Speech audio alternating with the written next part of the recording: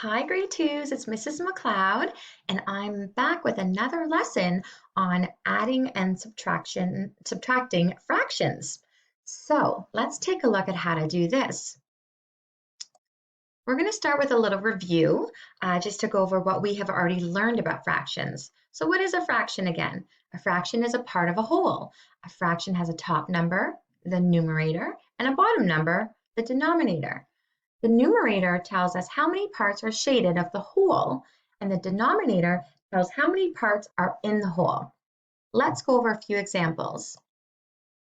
All right, so I want you guys to look at these 4 questions and go over what you have learned from last week's lessons and see if you can figure out what the fraction is for all these pictures. What do you think number 1 is? 4/6. What about number 2? 7/12. What about 3? 2/5. And the last one, number 4, what do you think? What fraction is that? 1/4. Okay, let's move on. Ooh, look at this picture. Let's see what this means. There's also mixed number and improper fractions. A mixed number fraction names the number of whole fractions shaded first and then names a fraction for the part that is left over. So if we look at this picture here, how many are completely shaded in? 2. And what is left over? What fraction is left over? 1/6. So this fraction would look like this. 2 and 1/6. Okay, this is called a mixed number fraction. Then we have this one, an improper fraction. So an improper fraction names the number of shaded parts in the whole model as the top number, the numerator, and the bottom number, the denominator, is the number of parts in one whole. So if we look at this picture, the same picture for an improper fraction, how many are shaded all together? Well, we know that there's 6 here. So 6 plus 6 is 12. And the leftover is 13. So this would look like 13. What would the denominator be? Well, it says here, if we read this line, the bottom number is the number of parts in one whole. So this is one whole. So the denominator would stay the same. It would be 13/6. So you can say this fraction 2 ways. You can say it's 2 and 1/6 or 13/6. So let's write the fractions below. Well, we're not really going to write them, but I want you guys to think about this. How would you say this fraction right here? How many holes are there? 1, 2, 3. There's 3 holes. And how many are left over? 2. So we've got 3 holes. 2, what would the denominator be? That's right. In one of these holes, it's 3 parts. So we've got 3 2/3, or we can say it as an improper fraction where we add all of the shaded pieces together as the numerator. 3, 6, 9, 10, 11. So it would be 11/3, 11/3. What about this one? What's the mixed fraction? How many holes do we have? 1 hole, and we have how many left over? 1, 2, 3, 4, 5. Out of how many? 6, 7, 8. So this fraction can look like 1 5/8 or 13/8. Okay? So now we're going to get into adding and subtracting now that we've done a little review. So sometimes when adding and subtracting fractions, you may not be given the symbol and are told to add or subtract. Instead, you must use the words in the problem or question to determine which operation to use. Let's try some for practice. Now, we've done this in class before. We know what some adding words and some subtracting words are, but let's just take a quick review. Find the sum of the two fractions. What does the word sum mean? Do you remember what the word sum means? It means to add. So when you see this word sum, you know you're adding. So if we were to look at this fraction, we've got 4/6 plus 1/6. And as you can tell, we are adding the numerator, just the numerator.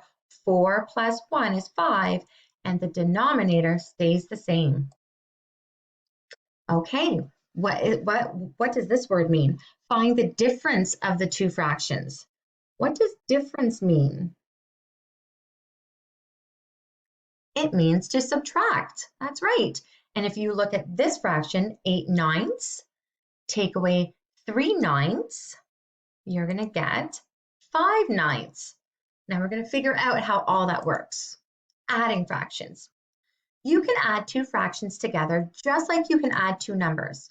When you add two fractions together with like denominators, that means that the bottom numbers are the same, then it's easy. Let's look at some examples.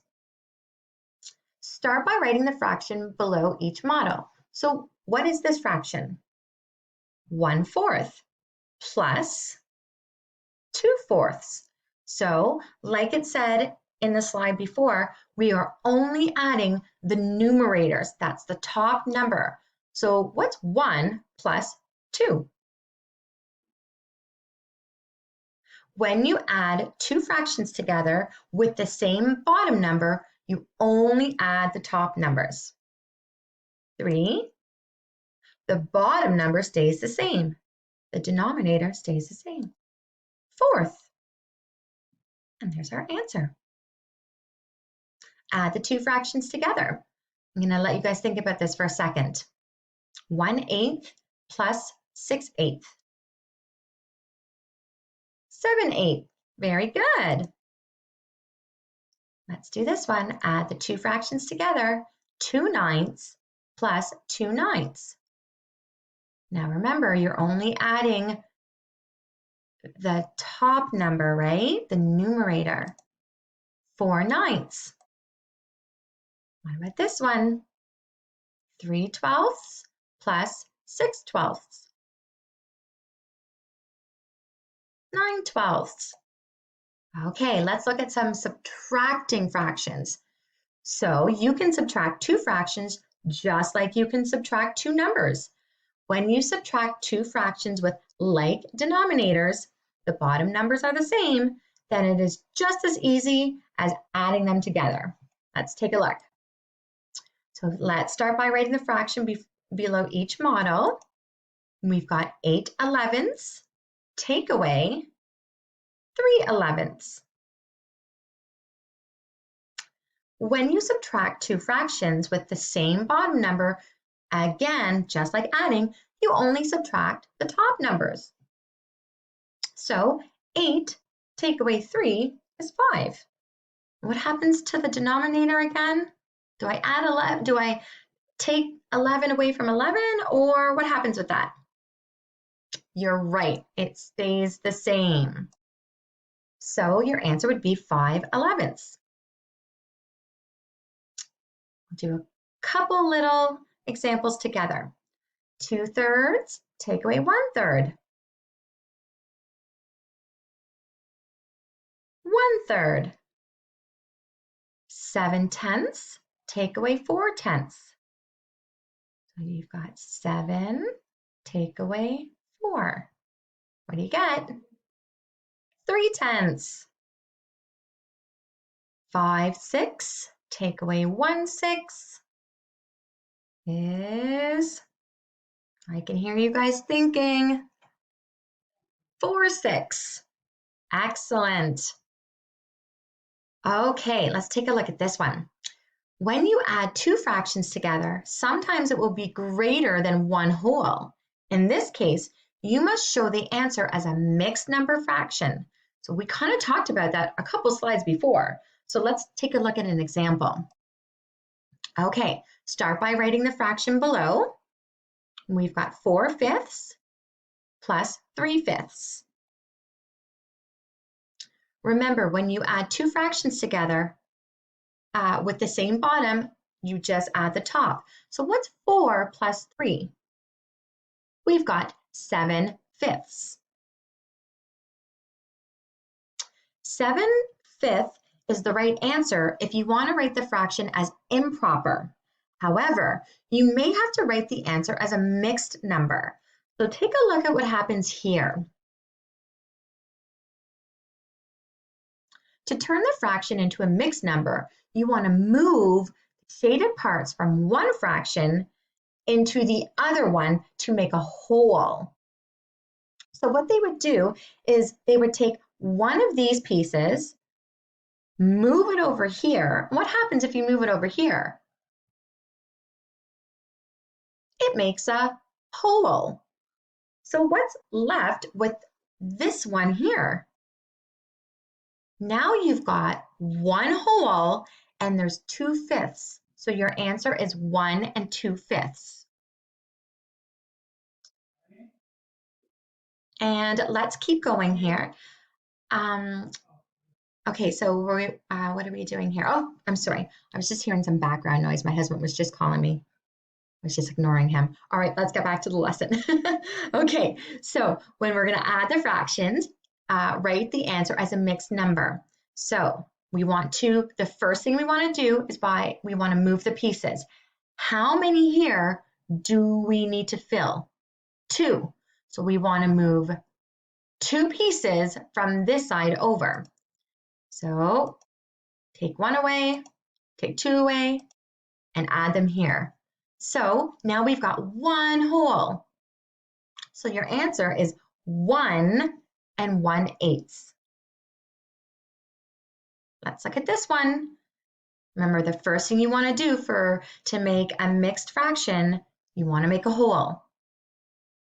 So we're going to take these 2 to fill in.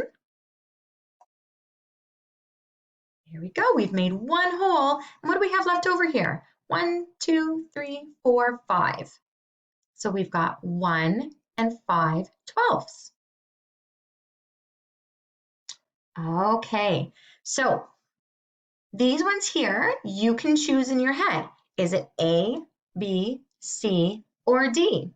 So you've got to figure out how to make a mixed fraction. So we've got 2/4 plus 3/4. And it's 1 1/4. So what I'm hoping that you did was you took this piece and in your head you moved it over to this fraction and it was left with just this 1. So you've got 1 whole 1 plus 1/4. Try this one in your head. 2/3 plus 2/3. Remember, the first thing you want to do is move one of these pieces over to make a whole. And once you've made that whole, what's left over? You have 1 1/3. Okay, so that is it for today. I'm not going to go over the assessment check because it's quite long, but I hope that you have learned how to add and subtract your fractions and also how to make an improper fraction a mixed fraction, because you will see that on your work today on the blog.